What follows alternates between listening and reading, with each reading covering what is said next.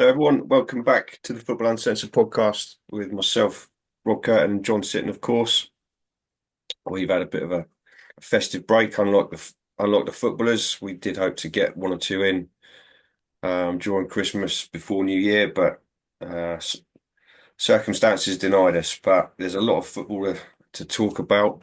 We'll try and squeeze as much as we can into this. And if you are watching this episode, please tune into the next one because tech support permitting, we will record another one straight after. So, John, evening. How are you, mate?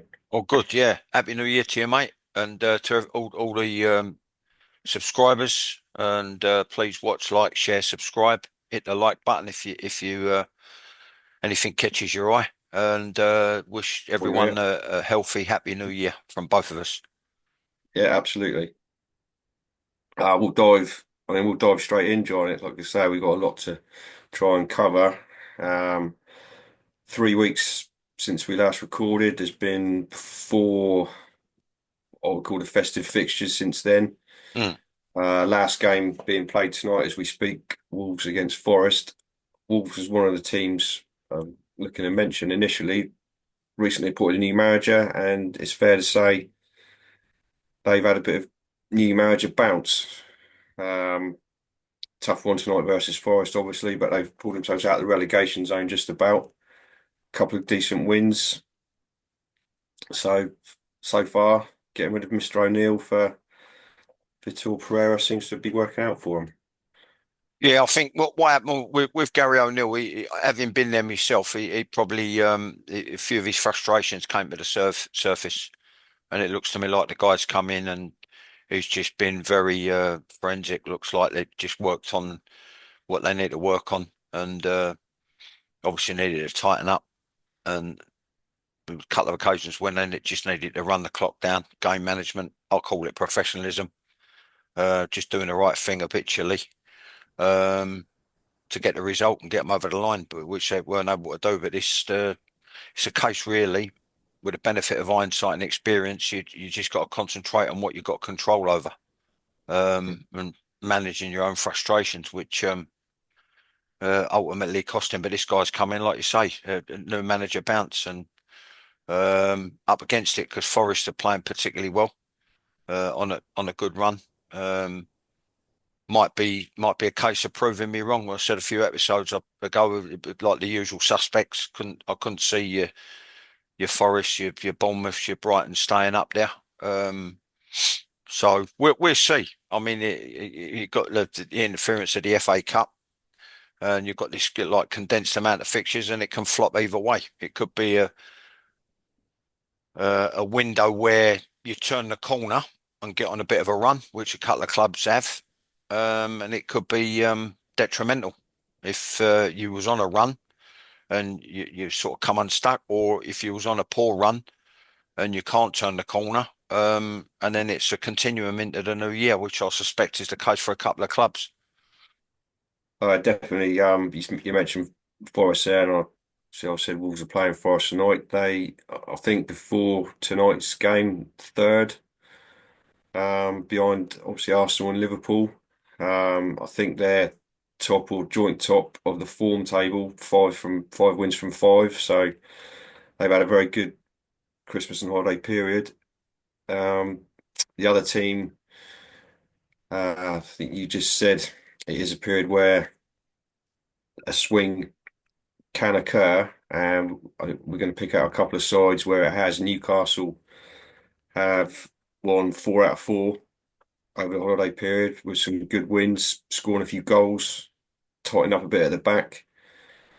Whereas Chelsea, we mentioned in the last episode, and we discussed, and you spoke about whether they were or were not in contention for the title, have had, I think it's 2 points from 12, and there's a 10-point swing there straight away in a Mm, period of 3 weeks.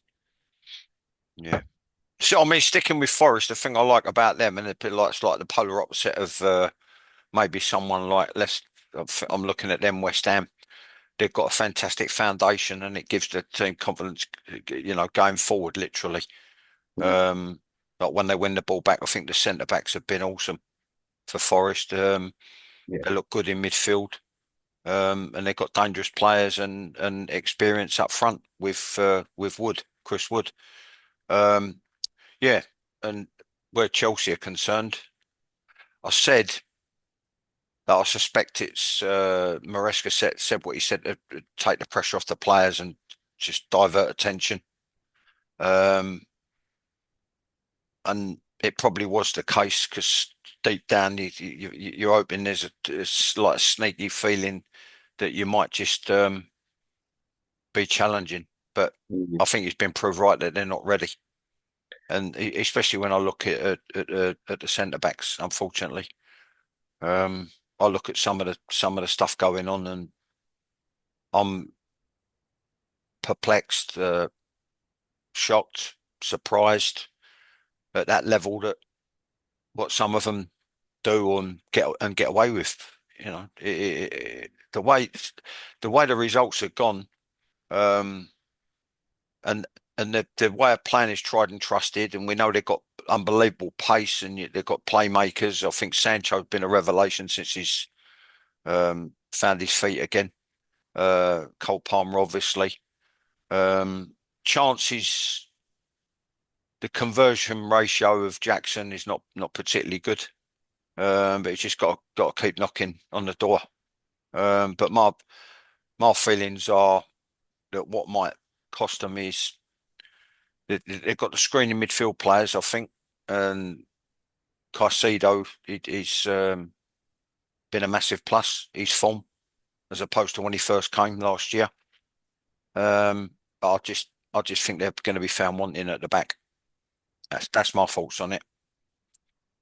Well, you just made the contrast there. You mentioned the two Forest centre backs. I probably should have checked before we come on air. Actually, I'm not sure how much either of them cost. I think one of them's new.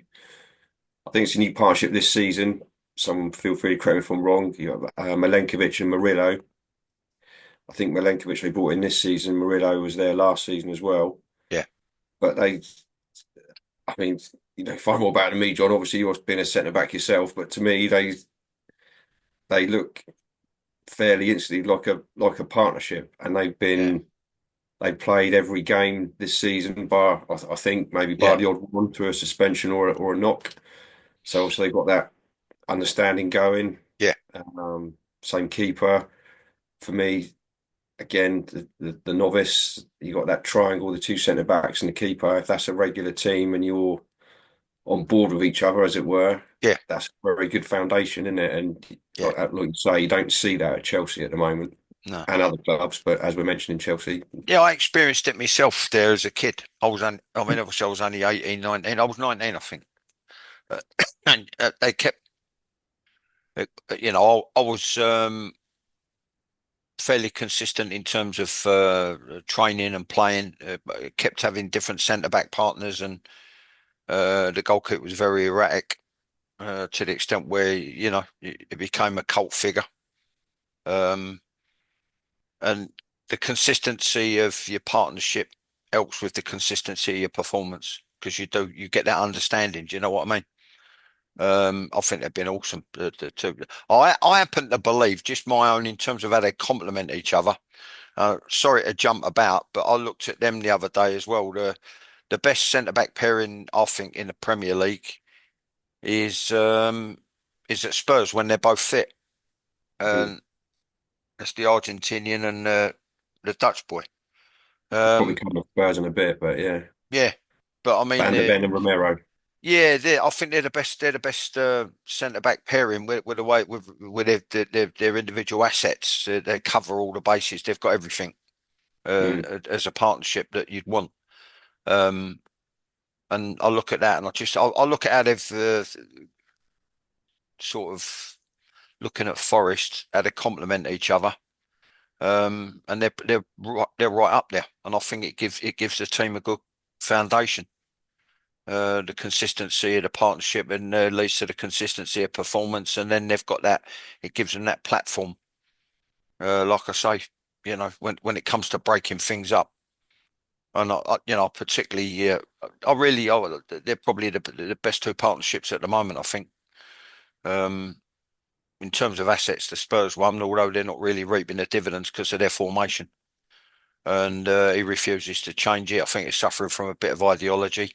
I think they get exposed too much in the middle, like the screening midfield players, centre midfield, but the inverted fullbacks and so on and so forth. They get exposed. Um, but that's just my own personal feeling on it. When I look at the thing that led to after they took the lead, hell of a goal. Um, Actually, like a client of mine, we arranged to go. He's Spurs fanatic. He arranged for me to go and pick him up after the game. We were talking about very quickly on the goal. I think it was the Gordon one. I'm pretty sure it was the Gordon one when Spurs. It was so naive where they got the throw in and he's just like sort of thrown it up the line. Wasn't a long throw. It was only maybe 10 yards or so, and he's got to be reliable there and get his body in. Solanke's got to get his body in and keep it. And somehow, yeah, they pinched off him. He's trying to make the recovery run and help out, but they've shifted it again, and then slotted him in, and he finished well, I think, Gordon. But um, structure wise, I would always have a midfield player slightly backwards of square. So when it does go into him, if it breaks down, you've got someone immediately there to lock on. Just a little drill that I used to do and a little setup because believe it or not, um, right down to throw-ins, I always thought that was very, very important because it's one of the phases of play where the ball can change hands. They call it something different now, a transition, whatever. When you've got to be switched on, but when the ball, if you cater for the worst case scenario, and if you do keep it, you've got someone in close proximity to support the ball, um, and you can get your little rotations going off of that, so that you can get up that side of the pitch. Because sometimes throw-ins in a defensive area, which that one was, sometimes it's about gaining territory. Even little things like throwing it over the. If you can go into the body and he's going to be reliable and keep it, that's fair enough. But sometimes you could do little things like you do drills where you do throw-ins and you get the person taking the throw-in to practice the throwing, and it's got to be thrown, if not into the body or into feet, right? Throw it over his left shoulder. So the ball is going over Solanke's left shoulder on the side of the touch line. Now, if the defender comes across and wins it, it's another throw in 20 yards further up. You Yeah. understand? So you can gain territory just by little nuances like that. And that was just a silly little thing that I used to coach, but very, very important, I believe. I remember being taught not to that extent and that level of professionalism. Obviously, I remember being taught that at school as a 9, 10, 11 year old. If you got to throw in, and if there's nothing, don't take a risk. If there's nothing on, go down the line and Yeah. try and hit Touchline your side. Yeah. Touchline side. gain territory, like you Yeah. say. Gain territory and just get the team up the Mm. football field. Because if you can't really mark on the outside, and if they are marking on the outside and they head it back in, that's what I said about having that insurance of the nearest midfield player sort of backwards a square. So at least it might drop to him. He might hunt the second ball down. He's in a position to compete. Worst case scenario, but just that one where if he's marking and he comes across and wins it, gets up early, gets on him and wins it, he's heading it out for another throw. Little things like that can. And if maybe if they'd have held on for a few more minutes, I know you've got the contentious bit with the other one where the guys tried to play it. I mean, the first pass let him down. He should have been punched in the feet, and it was punched just in front of him. And then his touch has towed it on, and then he's tried to just dig it out with the outside of his boot, and it's hit the guy's arm, which led to the other goal. Uh, yeah, I mean, these little things they don't happen. If your habits are right, you do things right, and you're very precise, very forensic, and you're very professional, and it's drilled into them. They're the things that can maybe get you by you sort of 5, 10 minutes, and then everyone gets their composure back. Because we was always told you're probably at your most vulnerable when you just scored. Mm. That adage is Mm. proved true for a lot of teams, certainly this weekend and over the Christmas period. Sorry, everyone, we are jumping around a little bit. We are sort of trying to squeeze a lot in as we're on centre backs and partnerships and understandings.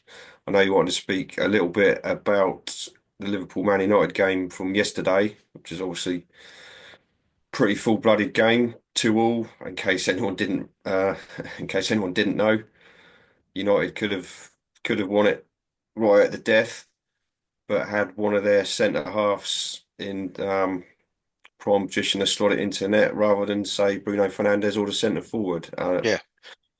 I know you want to speak a little bit about the centre halves of United, John, just Yeah, briefly. it's the best I've seen them. But I think it boils down to the fact he's probably had a week without a fixture. Whereas before he's come in and you're firefighting all the time. Game every 3 days or so. But he had a full week and you could see it. And they obviously targeted, which I've said numerous times a long, long time ago, so, a little bit more recently, the distant past.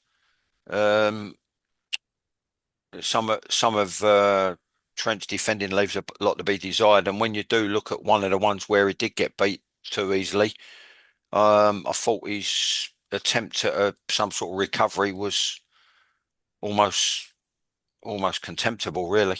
If you watch it through again, it's like a jog, and then he stops, and then a jog, and then he stops, and then realizes, whoops, hold up.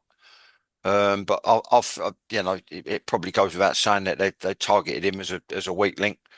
Um, and the guy did really well against him and supplied a lot of ammunition. It's a shame Yeah. when one of the crosses that he was too quick for his own good. The guy on the right, he come in and he ended up trying to wrap his head around it because he'd Mhm. gone past it and it was behind him. Yeah, Yeah, shame. He just maybe had to slow up a little bit. So you go and then maybe pause and then go again. Um, but they were well worth the point minimum. Probably should have won it. Shame that Maguire read it over. But and then new contract with led the belief. He's just signed a new contract, and I think it showed in his performance that it's like sort of big lift for him, and it's the best that I've seen the three centre backs, um, and the team as a whole. He don't look like he's going to budge from that.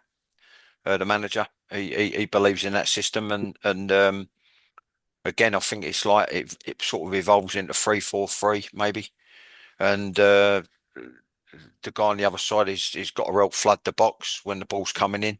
I thought Mainu was a big plus. Seemed to be in the right place all the time, nice and steady, kept it simple. Um, Outplayed it out of tight situations. I think he's probably been a big miss in terms of his form. They look a lot more like United of old, very aggressive on the front foot, yeah. going forward, trying to win it, trying to create chances, look dangerous, broke quickly. Um, yeah, yeah, it's a shame. They probably deserve to win it over the 90 minutes. Quite possibly. But I think you said that they clearly targeted Liverpool's right-hand side and Trent Alexander-Arnold. Just recalling the graphic on Match of the Day or Match of the Day 2, whichever one it was. Match of the Day 2, obviously.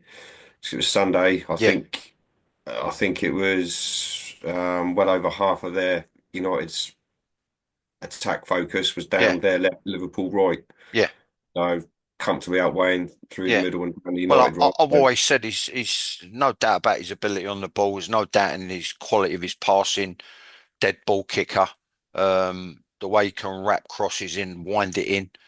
But I always said his defending leaves a lot to be desired. So, and you got the speculation surrounding him. So maybe that's thrown him off a little bit as well, with regards to Real Madrid. If you're going to go to a club and Liverpool will be one of those clubs, but you do get a thing where in the Premier League it's probably a little bit more competitive, although someone come up with a stat about the gap between the top and the bottom in Spain is not it at the time weren't as big as it is in the Premier League. mm, That's immaterial. I think like if you're going to have the ball more often than the opposition, which I think Real Madrid fall into that category, he probably won't get exposed as much.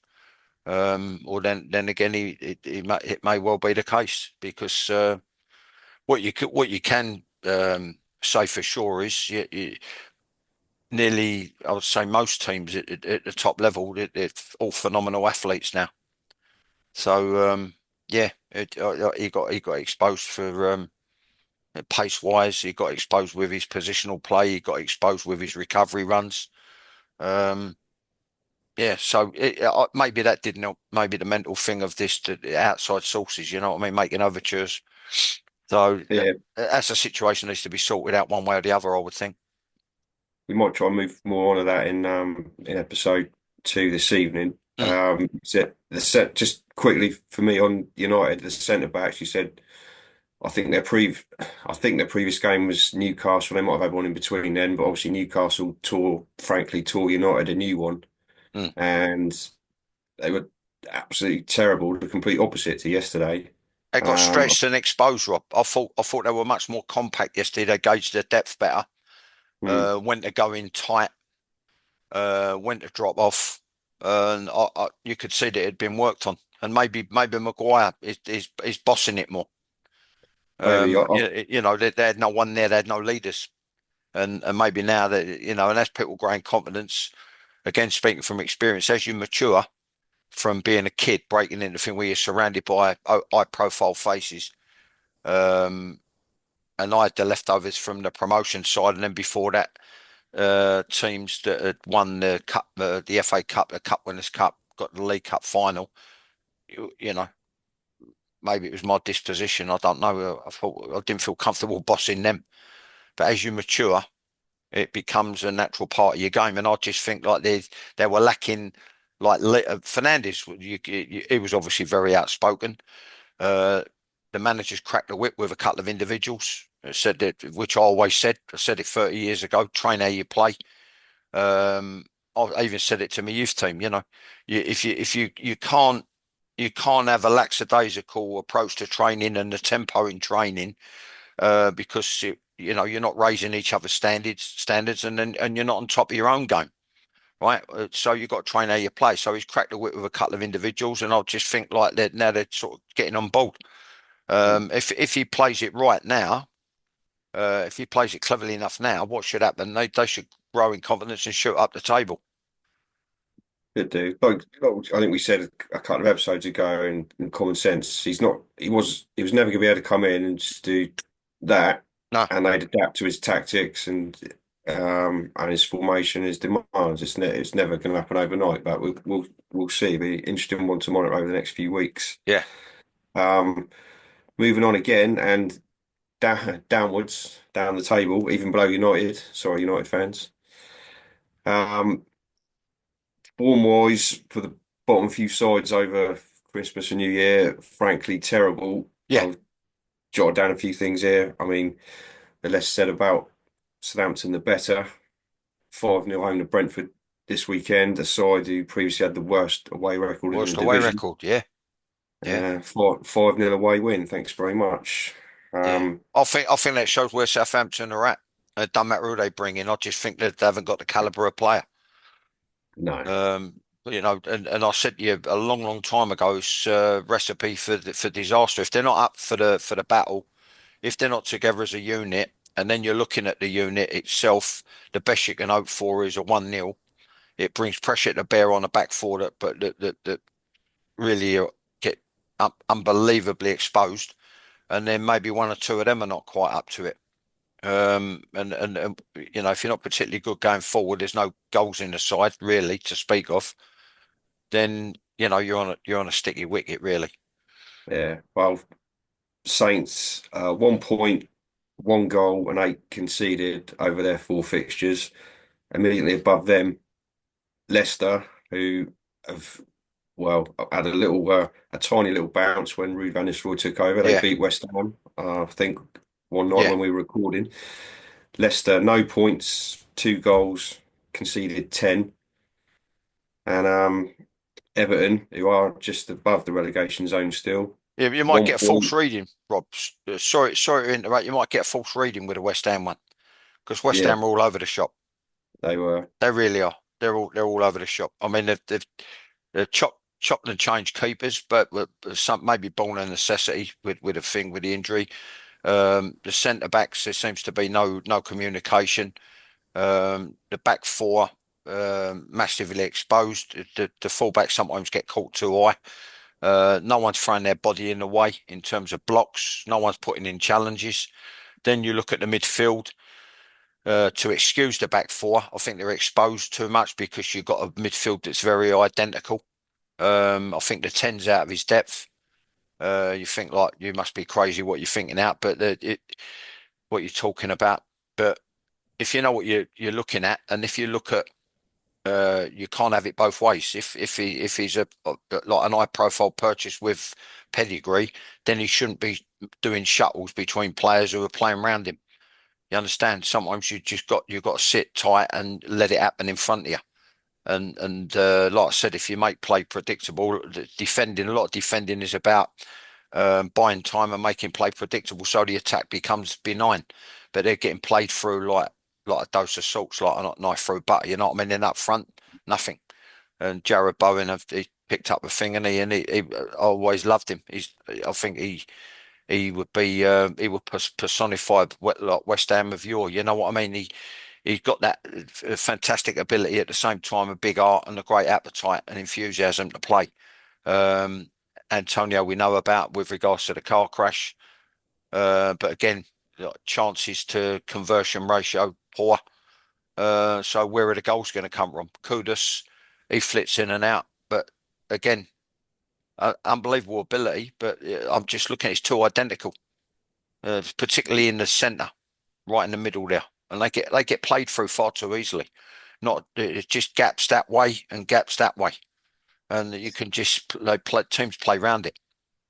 Um, But they have done pretty comfortably over the last few weeks. That's for sure. yeah, no, I mean the Liverpool at home was embarrassing. Yeah, and obviously City gave them a spanking. We've Yeah, only got a few minutes left on this all right, mate. recording.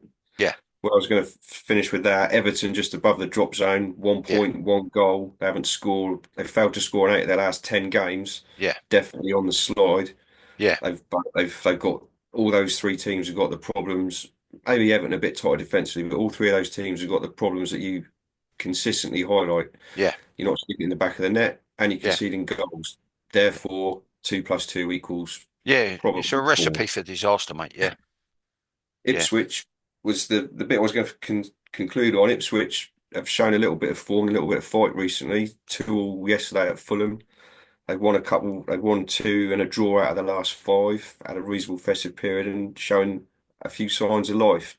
yeah. Just very quickly, do you think they're the side, if any of the promoted sides, that have got a chance of staying up? What I'd like to do, Rob, if it's all right with you, is come back to that and just close it with Everton because I Yeah. think the only thing that get them out of jail, right, is the dice factor. Because again, I think they're too lightweight up front. I've never fancied him, Calvert-Lewin. I would have loved to have played against him. I've never fancied him. Um, and whoever else is in there, it's just like there's no goal threat. The goal threats tend to be from people coming from deep or from outside to in, but they are more solid at the back, and you've got the dice factor. But here's what I'll say: I said it in a podcast a long time ago last season. You can't keep. I think what'll happen is he'll keep him up, and then he'll go. I think the new regime and the new ground. I think what they'll do, they'll bring in some Hollywood name. But you can't keep expecting Sean Dyche to pull rabbits out of hats and performing miracles. And I think it should be recognised that he does. Because I like the way he approaches stuff. I think he's very pragmatic, but like knows the game like the back of his hand. But you just can't keep relying on the guy to pull rabbits out of hats. But yeah, Ipswich, you know, we come to them. I just wanted to close by saying Mm. that on Everton actually. But if we can, we'll do a thing and we'll start off with the Ipswich one if that's all right. Yeah, no, absolutely. I'm with you on Dyche. I mean, I was, I was and am with you on O'Neill. I still think O'Neill could do a good job somewhere. He obviously lost the dressing room, like we alluded to in the last Yeah, it episode. can happen. That can happen. Dyche, I'd take Dyche any day of the week at St Mary's. I'd 100% love it, Yeah, and there'll be a few of my mates that will give me absolute pelters for that, but yeah, I'll stand by what I've said. yeah, Right. As John says, we will record another episode, all being well. So thank you very much for watching this one. And if you are watching this one, just click the next link to watch the one we're about to record. So thank you very much from me for continued support. Please continue that support. Like, subscribe to John's YouTube channel, share, all of that social media stuff. Thank you very much from me. All right. Thanks for your time, Rob. I'll speak soon. All right. Thanks, everyone.